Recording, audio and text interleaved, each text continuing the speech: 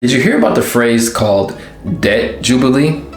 Oh, you mean Black Monday in 1987 when the markets crashed and no one had money to repay their debts? No. Oh, you mean the dot-com bubble in 2001 when everybody was speculating on tech stocks and when it crashed no one had money to repay their debts? No. Are you talking about the housing market crash of 2008 when the real estate market crashed due to subprime borrowers not being able to repay their debt? No. I'm talking about 2020. The year of social unrest, the year where iconic celebrities passed away, in the year where there was a worldwide pandemic. Why didn't you just say that? Welcome to my channel. For those of you who are new, my name is Troy L. Jackson III, and if you have decided to be here, you are deciding to live free. And if you stay, you are now a part of the Freedom family. And as I always say in my house, financial freedom is for everyone.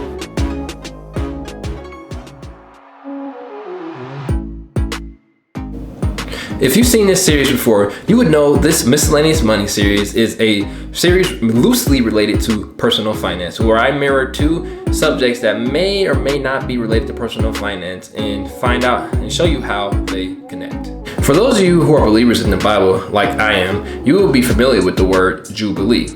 But for those of you who are not, well, if you have a Bible handy and you open it up to Exodus 20, verses 8 through 11, you'll see that it places an emphasis on the Sabbath and how it should be set apart as holy. With this in mind, if you now turn to Leviticus 21, 1 through 13, you will see where it talks specifically about the Jubilee. Every 50 years, or based off the biblical math, every 7th year of 7 years, slaves were to be let go, debts were to be forgiven, and Israelites were supposed to live off whatever the land provided in that 7th year, which means no farming. You're probably saying to yourself, Brother Troy, thanks for preaching, but can we get to the money now? Of course. Before we get to that though, make sure you like, subscribe, and comment down below about how your financial freedom journey is going. It is highly important for my channel if you like and subscribe, because it really helps my videos get into the algorithm and get pushed to other viewers like you, helping grow our Freedom family. So please like, subscribe, and hit that notification bell if you want to continue to see more videos like this. Wondering, 2020 was pushed as the year of Jubilee way before the markets crashed back in March of this year. 1.4 trillion, 1.6 trillion, and 4.6 trillion dollars. This is the amount of outstanding consumer debt just in America. 1.4 trillion is what is owed in car loans. 1.6 trillion is what is owed in student loan debt. During the main stages of the presidential election, potential candidates focused on the latter of that, which is the 1.6 trillion in student loan debt. A lot of candidates were offering some type of forgiveness, starting with the lowest at 10K and starting with the highest at 50K. And a lot were even offering free tuitions to public colleges and junior colleges. Then hits Rona. Along with our final presidential candidate, now President-elect Joe Biden, there became a strong urge for student loan forgiveness.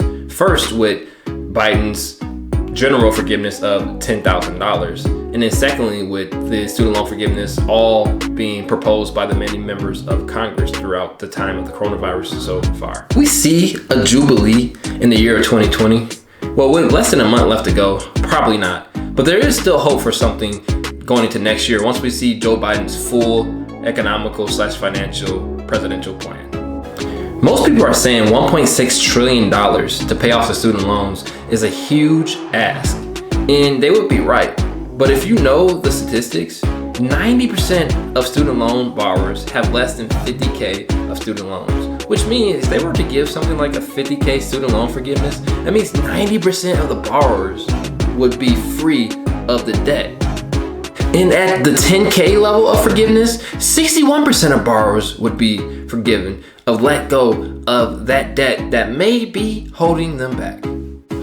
I will always be a huge supporter of debt forgiveness.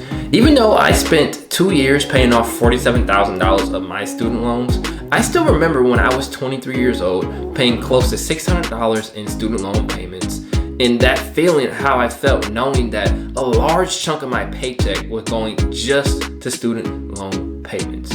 I would love to see some of those same people at maybe 23 years old or maybe even older get some relief and be able to move on to different parts of their life and gain new control over their money.